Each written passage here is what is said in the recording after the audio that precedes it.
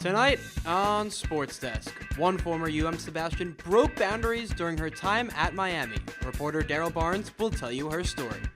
Plus, college basketball is less than 2 weeks away. Our Hurricane Hangtime crew is here to get you ready for the season. And later on, one Cane soccer player is returning to her roots for one final season. Reporter Michael Muella has the story.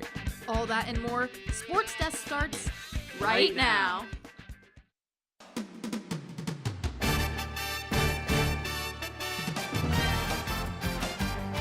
I'm Ed Reed, and you're watching SportsDesk.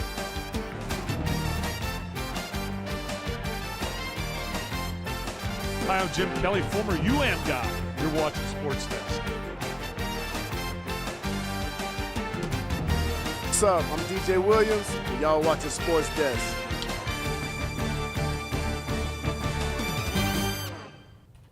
Hello and welcome to SportsDesk. I'm Andrew Klein. And I'm Regina Potenza. Thank you for joining us. Andrew, trick or treat? Treat. Well, Canes are in for a real treat. They just got one fantastic football recruit. He's one of the top recruits in the country, 5-star commit.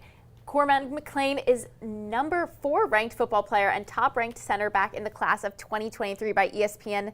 And his commitment to play football at the U took Hurricane fans by surprise last night. McLean is a 5-star recruit from Lakeland High School in Lakeland, Florida. He turned down offers from dozens of schools, including Alabama and Florida. McLean is Miami's second top 10 recruit in the class of 2023, joining 5th-ranked offensive tackle Francis Marigoa. McLean is the highest-ranked commit for the Canes since ESPN started ranking players in 2009. Canes football snapped its 3-game losing streak with a win over Virginia Tech. But was Miami able to pick up the second straight ACC win versus Duke? Let's head to Hard Rock Stadium to take a look. Early first half in this one, Duke with the football, just getting started. A pass over the middle is complete, and this one is ripped out. Look at James Williams. He rips the football out. He recovers the fumble and gives Miami a big offensive possession in Duke territory, setting the Canes up for this. Tyler Van Dyke drops back, looks left, got time. Colby Young, touchdown. Van Dyke 11 of 16, 81 yards and a touchdown before he left with an injury. And this guy, Jake Garcia, takes over, fires one down the sideline. Look who it is again. It's Colby Young. He takes this one 71 yards to the house. Young, 6 for 127 and 2 touchdowns. He's got 237 yards in the Hurricanes' last 2 games. Now later on, Garcia drops back, fires over the middle of the field. It's Will Mallory. Mallory will take this one to the house. The highlights, though, not able to do justice to this one. The Canes fall to Duke 45-21. The Hurricanes have lost 4 of their last 5 games, and they head to Charlottesville, Virginia this weekend to take on the Cavaliers in another ACC showdown. What will the Canes have to do to pick up a win this weekend? And what does the rest of the season look like for the Canes? Our In the Trenches crew is live in studio with the answer. Guys? Hey, welcome to In the Trenches. I'm your host, Ethan Gainey, alongside our analyst, Cal Freeman. And Cal, last Saturday, I struggled to hold back tears. Halloween's coming up, but I think that game was a little bit scarier than anything we'll see coming up on Halloween, because 45-21 against Duke, a team that they typically beat the Canes. What went wrong? It was an ugly performance for Miami. A bunch of turnovers, 8 of them to be exact. Fool me 1 time, shame on you. Fool me 2 times, shame on me. Fool me 8 times. That's just the Miami offense against Duke, wasn't it? Let's take a look at where things went wrong for the Hurricanes. It started out with that Tyler Van Dyke injury. Nobody blocking the backside. The offensive line was not communicating all game long. Jake Garcia came in next. He had some nice throws, but ultimately he was not in sync with his wide receivers at all. 3 interceptions, 5 overall turnovers for Garcia. And it's just those little mistakes. Ethan, those are things that can come back to haunt you in week 2 or week 3 of a season. But in week 8, these things can't keep happening.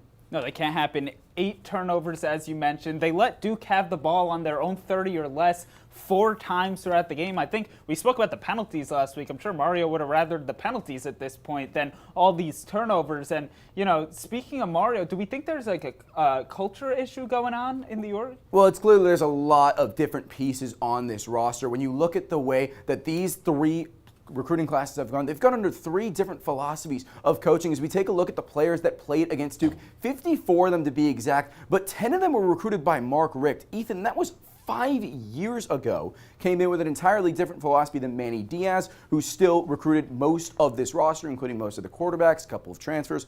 And Mario Cristobal, he's trying his best to get his players involved, but overall it's mostly transfers and a couple of freshmen that aren't ready for game time. But when you look at the difference between Mark Richt, Manny Diaz, and Mario Cristobal, there's huge differences, and that's maybe where some of the miscommunication is coming from. Yeah, it's tough when you inherit a lot of these players, but you know what? Mario Cristobal has, in fact, inherited a team before, one that had just gone 4-8 recently in that Oregon program he took over. And so now Mario's trying to do something similar with Miami, and he spoke about that. We left a place in very good standing, winning 2 out of 3 conference championships, best recruiting classes in history, set to go forward. We are here to achieve that and more.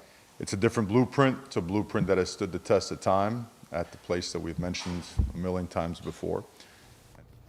All right, so that blueprint will hopefully take its course tomorrow against Virginia. So that's all the time we have left on this week's edition of In the Trenches. Back to you guys at the desk.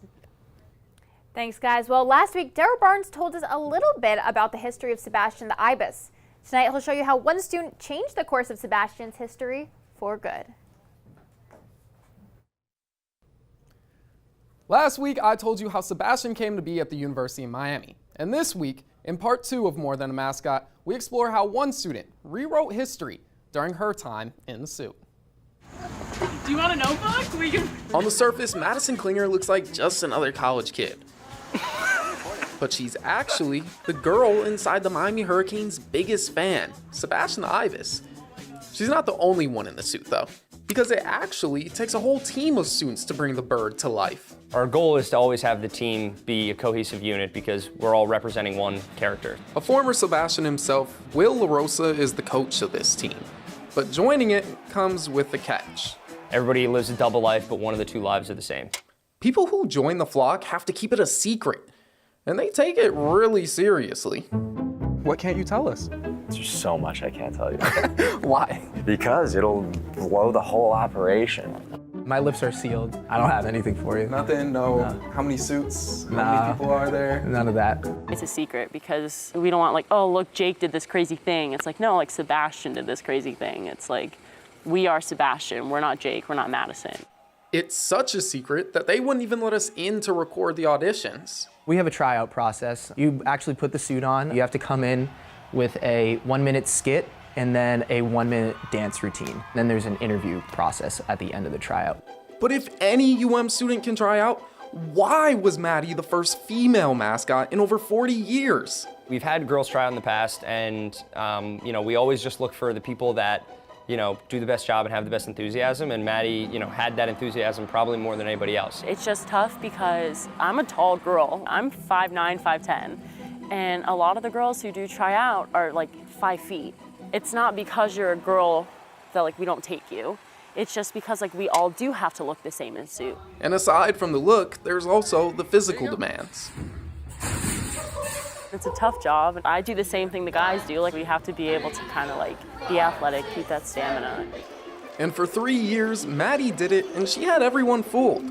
Sometimes, Miami's mascot was a girl. First time I met her, she did a wonderful job. And I asked several people afterwards, did you notice anything different about Sebastian? And they said, no, what do you mean? I think honestly the reason Maddie has been able to be successful is because she doesn't really set herself apart. It's nothing we ever think about of like, oh, Maddie's the girl. We are virtually identical in suit. You can tell they all look the same. Like, you cannot tell the difference between us. Maddie had accomplished something that nobody could know and nobody could celebrate until graduation day. So graduation, we wear our feet and our jersey, and we go up on stage, we do a spell out. I have been thinking about this for 3 years now.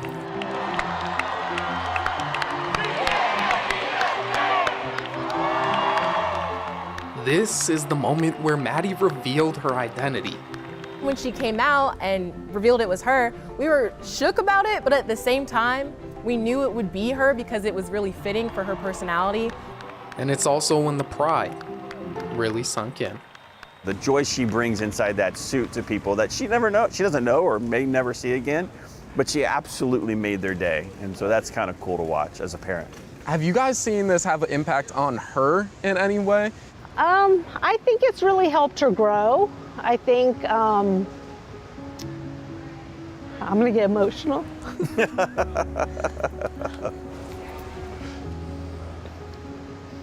Sorry. It's okay. You always want your daughter to feel like empowered and like, you know, there's no roadblocks. You can do anything you want. And we say those words, right? But it's harder to put it into action. And so to watch her put it into action has been kind of a surreal 3 years for us. But it wasn't always easy for Maddie. Definitely a few times there's been where like people don't believe me, like people who hire Sebastian, like pay money for Sebastian, and they're like, it's not you, is it? There were times it was hard for her, you know, being the only girl in a group. She wanted to be treated the same. She wanted no special treatment, and I think the guys treated her like one of the guys, yeah. And for Maddie, being Sebastian always meant more than just being a mascot. It opens the doors for other kids who may not have ever wanted to break that barrier, but now that door is open. And so someone sitting at home right now who knows Maddie is like, hey, I could go do that.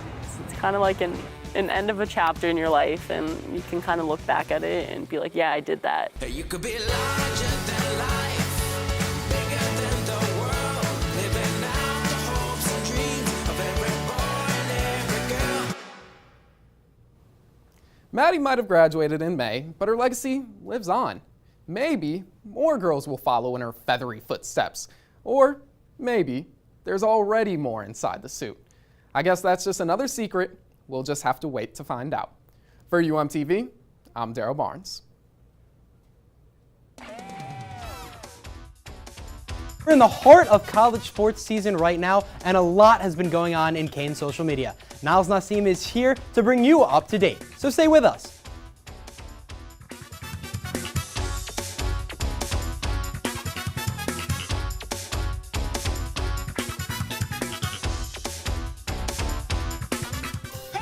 You thinking about retirement? Of course I've thought about it, but there's all this stuff in the way. Oh, you're not kidding. The house, the kids are going to college. My new car. Car? You bought a new car? Oh, hey, you should meet my friend Avo. Avo's a retirement coach. He'll help get you started. But what does Avo tell you to do? You don't know? Focus on your future. Your goals can still be met. But how? Target your tomorrow. And use the Avo bet. You sing? Not really. A is for taking action. Start off with a plan. You built these letters? Yep. V is for variety. There's so many ways you can. I follow you. Come on. O's for optimize your savings. Let Avo lead the way. Visit aceyourretirement.org today. Nice sign. Thanks, I made it myself. Cool.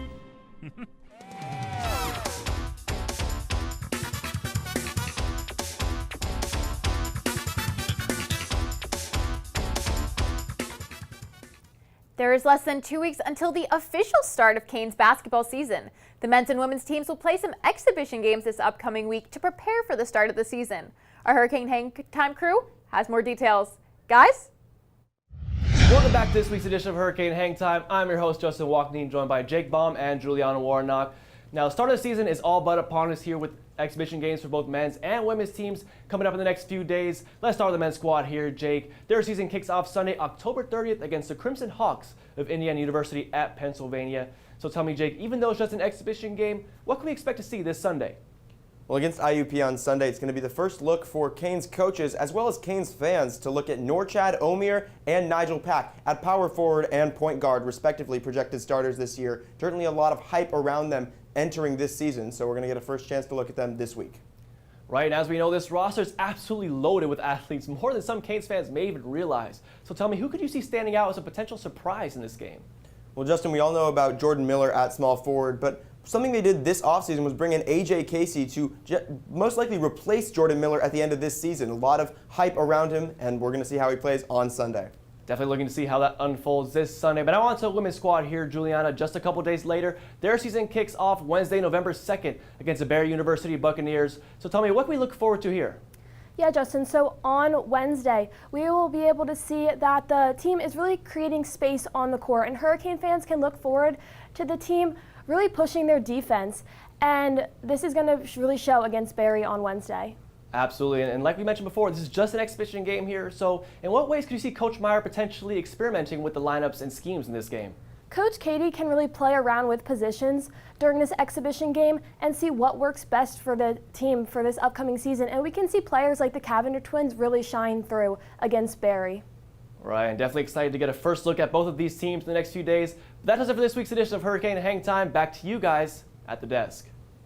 Thanks, guys. From Women's Soccer Day to a former Cane getting ready for the World Series, Niles Nassim surfs the web for updates on Cane's sports teams on this week's Behind the Post.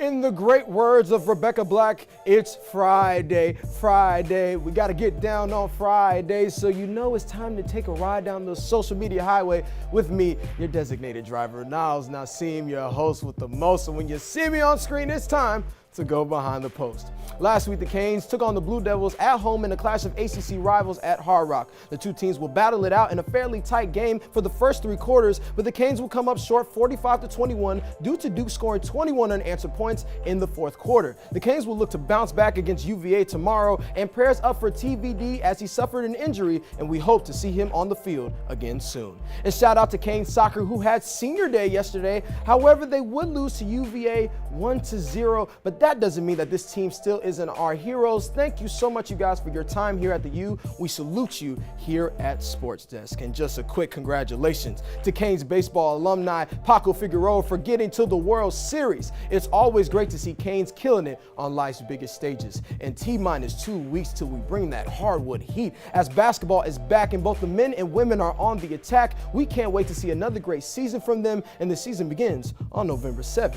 And if you're wondering what's next for Miami's best, the Canes will have a pretty busy weekend on the road starting at Boston College, which is actually happening tonight, right now, and on Sunday at Syracuse at 1 p.m.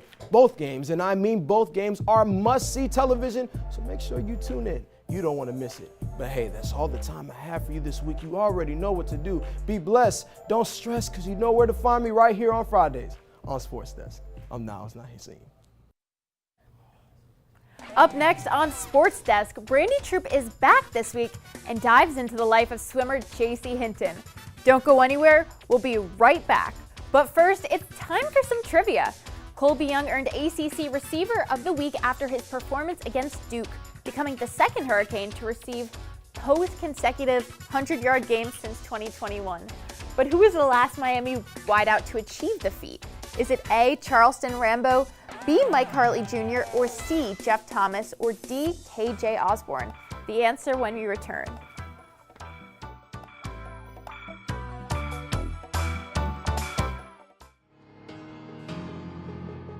Anytime they're playing music downstairs, it's loud. I go downstairs, see what they're doing, see what music they're doing, see what they're dancing to. I go play piano downstairs, they come get involved. Leah has a drum set beside it, banging that. Any music, that's what they do.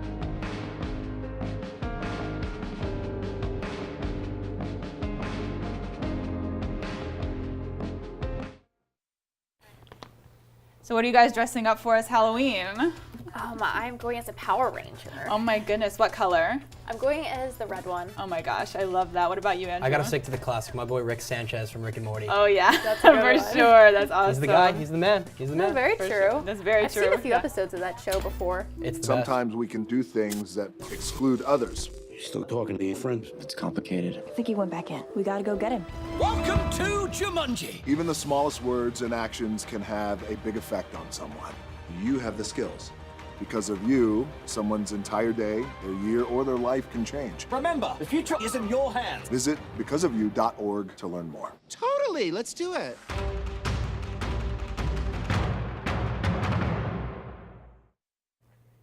Welcome back. If you guessed A, you're correct. Charleston Rambo tallied over 100 yards in the Canes' back-to-back victories over Virginia Tech and Duke last November with 116 and 101 yards respectively.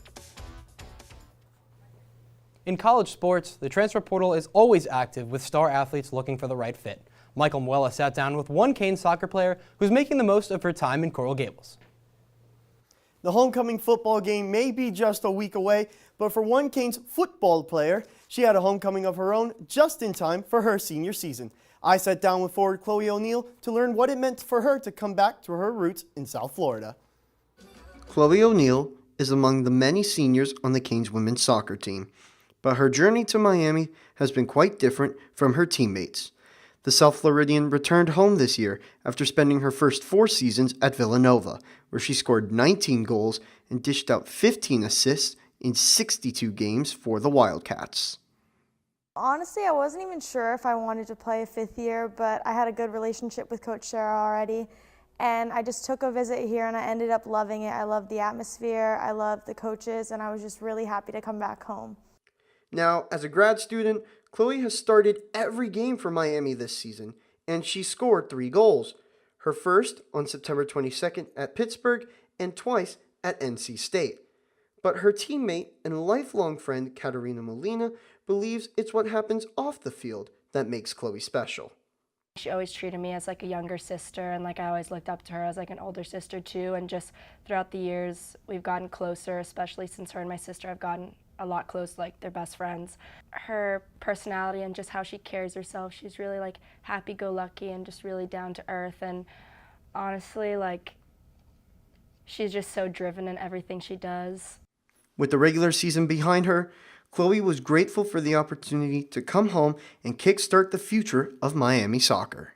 Overall, like what I really wanted out of my last season is to just like remind myself why I love soccer. I just want to end up having 2 last great games and enjoying the time I have left with my teammates and just remembering why I started playing soccer when I was 5 years old. The soccer team's season came to an end yesterday with a 1-0 loss to Virginia on senior night, but O'Neill and the rest of the team seniors took big steps to improve the program's future. They leave Miami with the best team record since the 2019-20 season. Reporting for UMTV, I'm Michael Muella. Thanks, Michael. Well, swimming at the U? Now that seems almost too good to be true. And one freestyle swimmer is ready to make a splash into her 2nd year in Coral Gables. Brandy Troop sits down with sophomore JC Hinton on this week's edition of Athlete of the Week.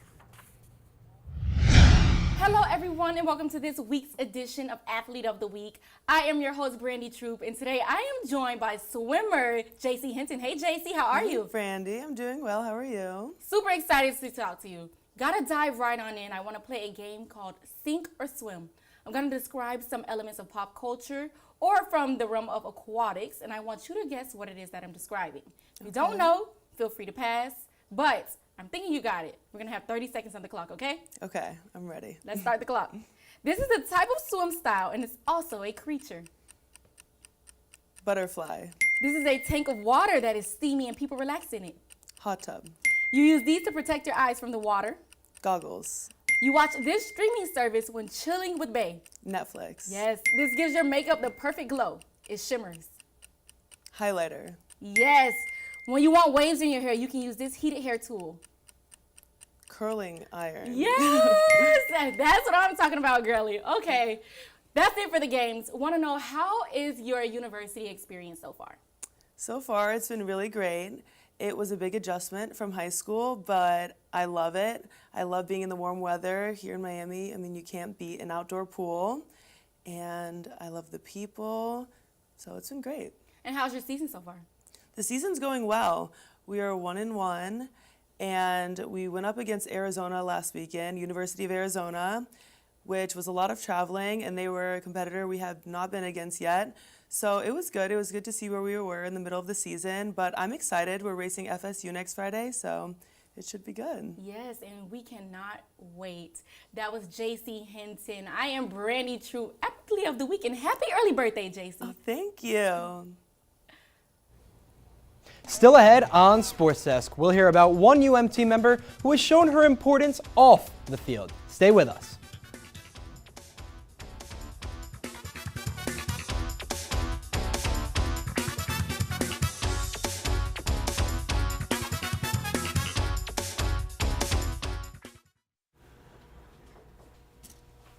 Get it.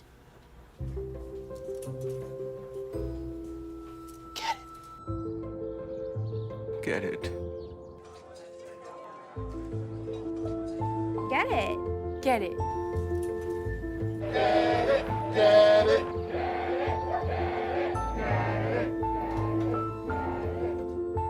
Is she gonna get it, Daddy? She'll get it. Get it. Get it.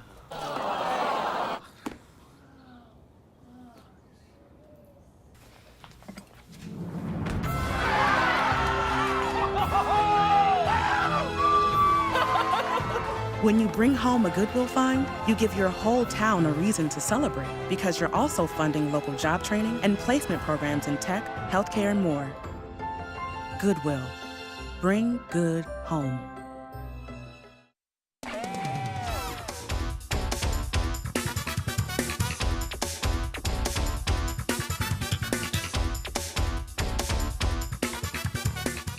Well, Andrew, we've been talking about a lot of athletes here, but we haven't really been mentioning the people who work behind the scenes to make this all possible. Yeah, I think some of those people go way too underappreciated, Regina. Agreed. And well, Manny Nacarado actually has more details on someone whose work might be unnoticed behind the scenes.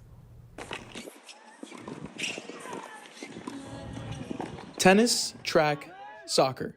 Sports mostly known for the athletes, but some of the most important components are left to the unsung heroes. My full name is Ariel Scavo, and I'm the Director of Olympic Equipment Operations here at the university. We do a lot of laundry, we do a lot of ordering, we do a lot of outfitting these athletes. We do a lot of walking around and making sure that the coaches are set up, and we just have to have it ready before practice. And while it's not the most glamorous job, Ariel's work doesn't go unnoticed. She does her job in an unbelievable way, and you know, I talk to the coaches about her, talk to the athletes about her, and everybody loves Ariel. And you know, she loves what she does. And I hope she got that from me because I love what I do. Laundry ladies! Her role is very critical for our performance because each athlete, depending on their event, has a different shoe, and knowing that and knowing what they need and staying on top of it. So her understanding the role of, in our sport and the nuances in track and field that you may not have in another sport are critical to our success. Yeah, I mean, it's definitely an honor. I really do love my job, and I take my job seriously. I tell, you know, both of my assistants in here, like anything that has our name on it, we're going to do it to perfection. I think what we do is extremely important, and like I said, I take a lot of pride in it, and putting out those jerseys for these student athletes on their game days means a lot to me because I know it means a lot to them. Reporting for UMTV, I'm Manny Nacarado. Tonight is Game 1 of the World Series between the American League's Houston Astros and the National League's Philadelphia Phillies.